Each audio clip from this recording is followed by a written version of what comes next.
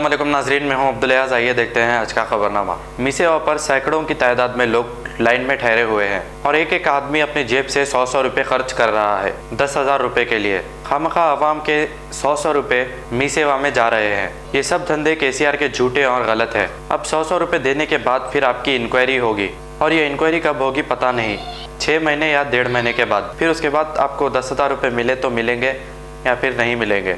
आइए देखते हैं ये रिपोर्ट।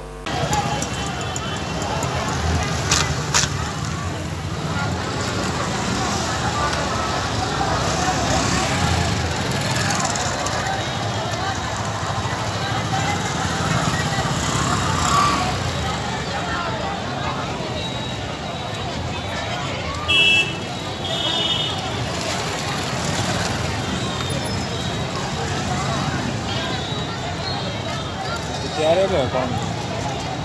हाँ क्या रहे हो? 10,000।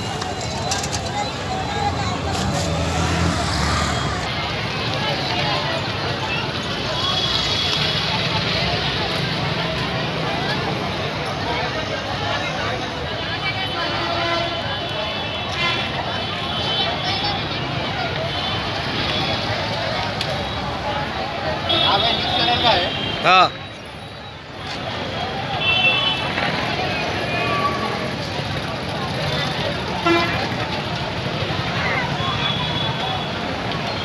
जर्मनटन हॉस्पिटल ऑर्थोपेडिक से मुताल्लिक हर मरीज यहाँ शिफायाब।